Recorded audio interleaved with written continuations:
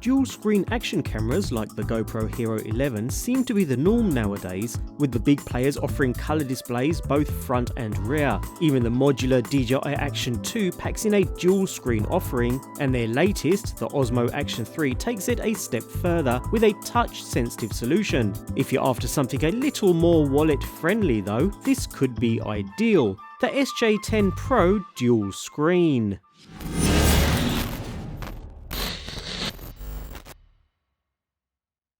Not only does the unit come packed with a dual screen display, it has a rather impressive spec sheet too, although saying that on initial inspection it feels like we've gone back a few years, back to the waterproof housing design of the past, which does make the unit waterproof up to 30 meters for the divers out there. On the bottom we find a standard finger mount providing compatibility with the hugely successful GoPro mounting ecosystem. You'll even find a buckle and adhesive mount in the package to set you on your way too. Nevertheless, the clip at the top feels robust with a two-way releasing mechanism, revealing the camera within.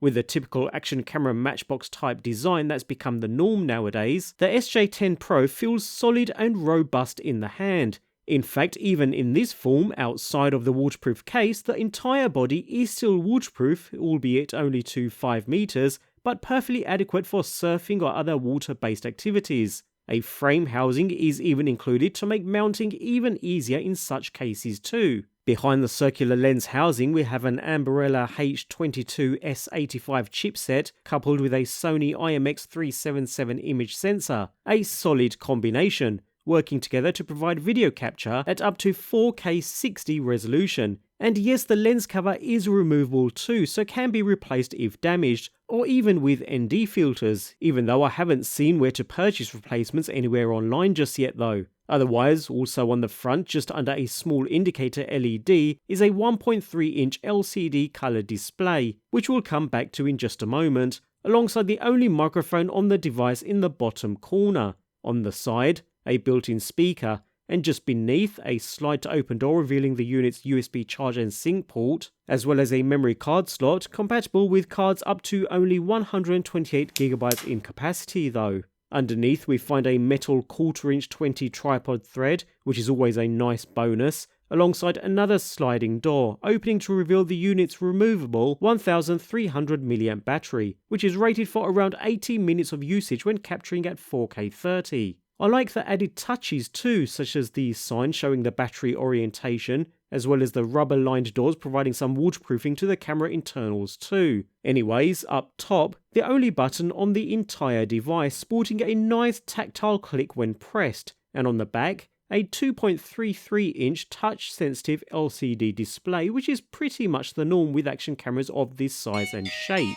When powered, it provides a live view along with other useful data around the edges, such as current mode, recording time remaining, battery levels, and so on. All pretty standard stuff. The screen itself is rather bright and easy to use even under daylight, so there's no issue there. It actually all feels quite nice and rather impressive. Note that although the unit sports a dual screen design, unlike GoPro or DJI cameras, you can only have one screen active at any one time, so it's a matter of switching to the screen you need as and when you need it. Fortunately, it is as simple as a double tap on the rear screen to switch to the front, which also provides some extra basic information across the top and bottom edges, and since the front is not touch sensitive, it's another double tap on the rear screen to switch back again. For times when you may be underwater where touch sensitivity just doesn't work, or have the camera within its waterproof case, a double tap of the top shutter button does the exact same job too.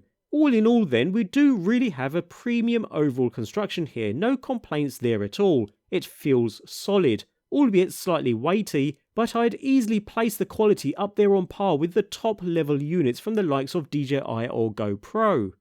Navigating through the modes and menus is a simple procedure too, thanks to the touchscreen display on the rear, although note that should the camera be in its housing or underwater, you won't have access to change settings via the display, so you'll want to make sure you have your settings dialed in before any water-based activities. Otherwise, using the camera is a simple enough task. Swipe down from the top to enter the connection settings, such as enabling wireless or attaching a wireless remote, which is a separate purchase mind, or otherwise tap on the various icons surrounding the live view to access the respective setting. So we have the current active shooting mode, time and battery status across the top, zoom controls on the side for toggling the unit's digital zoom, and all the main controls across the bottom, consisting of a playback menu, a shooting menu where we can change resolution and frame rates, and we have a menu for finer capture controls too.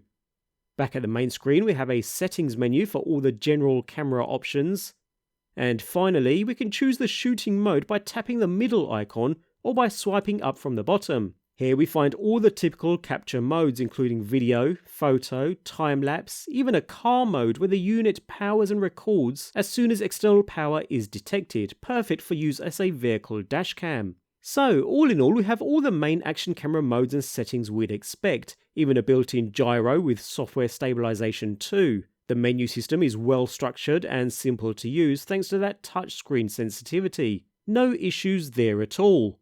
As we saw in the menu earlier, we have wireless connectivity too, and once connected to the SJCAM Zone app, we receive a live preview of what the camera sees. Well, almost live that is.